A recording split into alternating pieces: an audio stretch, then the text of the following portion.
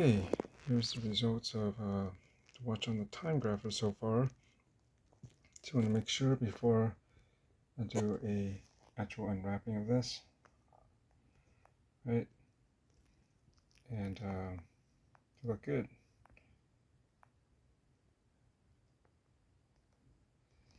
And let's see if how it handles with see 12 side down, which would be, I guess, something like this, right?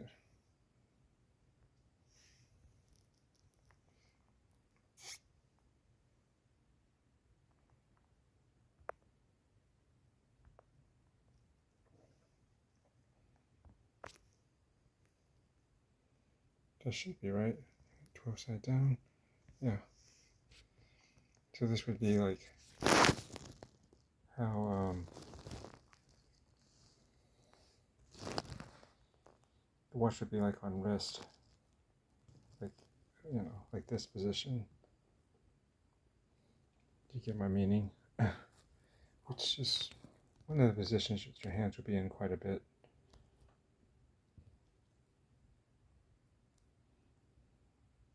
Looking good.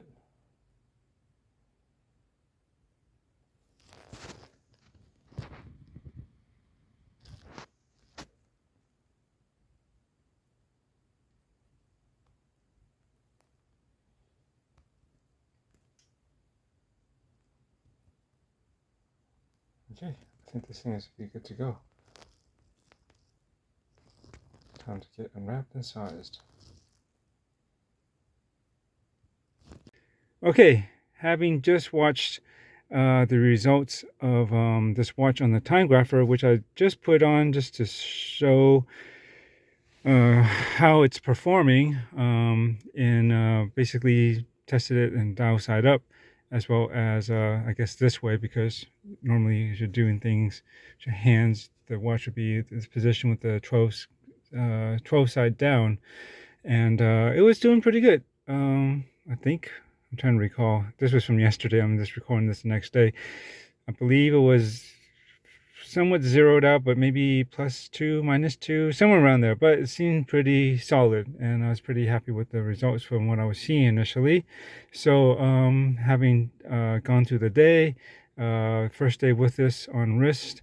Now, obviously, it passed enough of my test, the visual inspection, as well as the movement and everything else that it should include. And I was basically satisfied with the purchase and decided, yeah, I'm gonna open it up all the way, took off the wrappings and the do not remove tags and all that stuff, and get this thing sized because I'm planning to keep it and use it and wear it and have good times with it.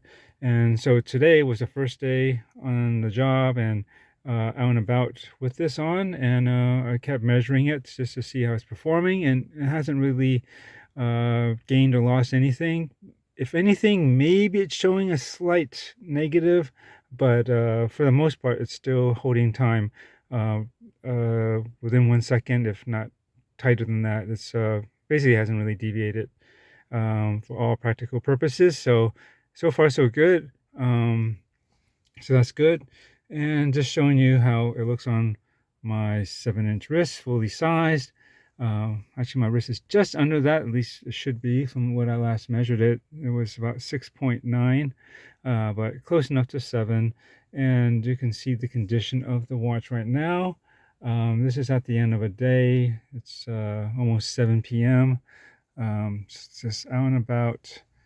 And yeah, the patina hasn't really kicked in yet. And that's fine. I don't mind keeping this brighter, cleaner, goldy appearance of the bronze right now while it can. And as it develops, it'll develop. But my plans are, and also I was surprised that it can kind of, let me see if I move this up. You can sort of see, it is, to my surprise, it is leaving a bit of a greenish thing on my wrist, which is not a big deal. I mean, I wash my arm and hand, so it's going to come off. But I was under the impression from what I've seen that at least on the watch itself, it seems like it doesn't really develop that much of like that kind of crusty, greeny patina if you really let it, build up and get heavy in certain areas. Um, it's I guess it's possible. It seems less prone than this bronze alloy that Tudor's using as compared to maybe the other one that's a little bit more coppery color, the CUSN8. And yeah, so and then also when this thing tarnishes or patinas, from what I've seen, it just seems to get darker. Maybe kind of a almost like to me, it looks like a dark gray, maybe like a muddy dark brownish color over the surface. But yeah, but I would say there's not a whole lot of greenish, you know, patina that I've seen on this particular the Tudor bronze watches. But we'll see how it develops over time. I'm thinking if I can remember to keep doing it, maybe every week take a picture or maybe do a rotational. Um, I have this turntable thing. Maybe go like a 360 all the way around, just examine it and video it every week, and see how it changes and what areas as I wear this and have it. What else can I say? But yeah, I don't really plan to get, work this up so that there's like a maximum amount of patina on this where it's like so dark and dingy, whatever, that it's almost like unrecognizable from like this early stage. Um, I want to just manage just enough patina so that switch angle up here. Just enough patina so that it looks cool and nice without looking like, ew, that's a little bit too much. And like, I don't know, it's like a really tarnished. Maybe I know some people might really be into that.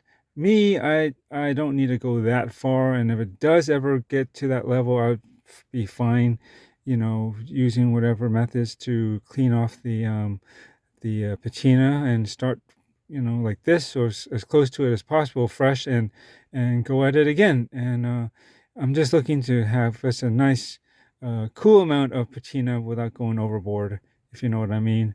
And we'll see how I can do that if I can. But I do tend to clean and wash my watches every day. At least when I'm using them as my work watch, as I will do later for this today because I took it to work with me. But on a normal day, I I'm not getting as sweaty or as dirty as I do at work. I don't need to go into, that much of a deep cleanse to wash the watch or clean it every day in that case. If I'm not doing anything like that, just a regular chilling at home or hanging out with friends, whatever, as long as it's not super dirty. Most likely, I'm not gonna clean the watch off like that. But if I'm working, then yeah, there's, never know. There's chance of contaminants or whatever, maybe just working its way onto the surface of the watch somewhere.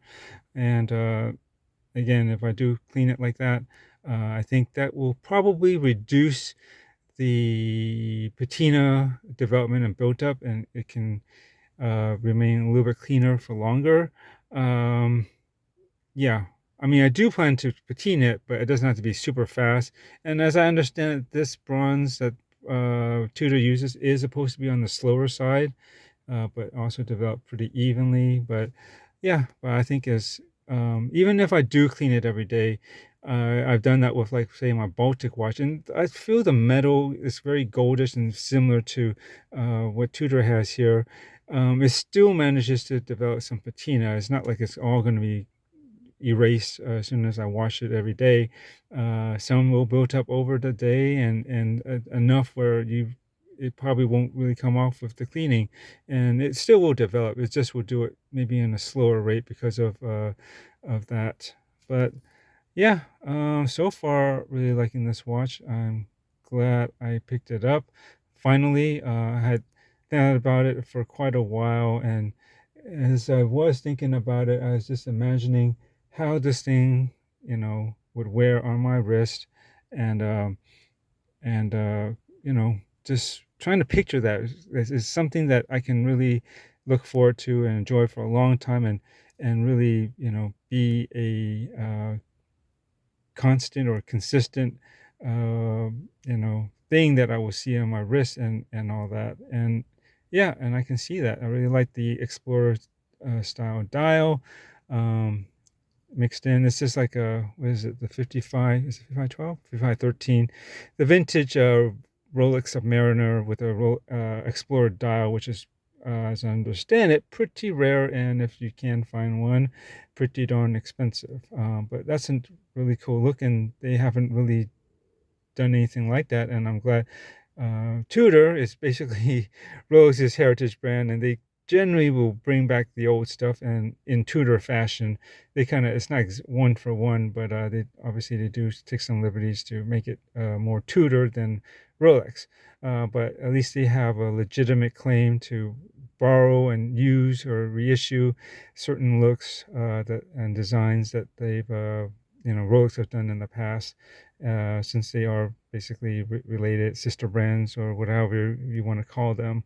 And it's cool. And they're approachable. They got a better price point, stock inventory, all that. You don't have to really go through too many hoops to try to get even one watch.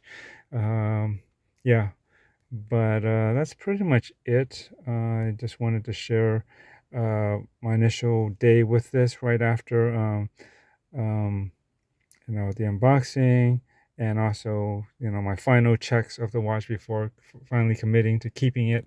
Um, uh, yeah, so there we go. Yeah, this T-Fit class is pretty cool, and I have to check again, but I feel like this first version that you see on this bronze watch, bronze, the BB58 here, is a bit shorter than what they currently have. Like, at least on the Pelagos, it's noticeably longer. And what else has it? I gotta look at the Black Bay 54, maybe the new 41s with the Meta certified movement that they just put out with, along with the 54. I think that also has a new T-Fit, but it could be longer too. And who else might have it? The Ranger that they brought back, I believe, also has this, as well as, let's see, the Pro, Black Bay Pro. I don't think the GMTs do. Do they? The latest one that's white tie. I don't think they do, but definitely the Black Bay Pro, GMT, and the Ranger do. But I forget if they're the same size or length of the bracelet as this. They definitely also changed up this locking part here that folds down. You see Tudor here, but they have like a shield on there instead. It might still say Tudor, but it definitely has a shield on there. Personally, you know I kind of like this. It looks cleaner. It's just straight, lines. It doesn't have to have over embellishments with the shield. You already have it on the dial, and that's enough. Again, I know people wish they kind of went back to the rose like they have on the crown, but I'm glad at least they have it on the crown. Would have been cool if it was on here, but anyways, rambling enough. This is not exactly a watch you strap in yet. This is just, since this is part of that video that I just did this on the timegrapher. That this is just going to be kind of like a early first impressions, finally on wrist. So I will do a proper watch you strap in. I don't know, probably tomorrow, but we shall see. But look forward to it. So that's it. Thanks for checking this out with me, and enjoy your watches.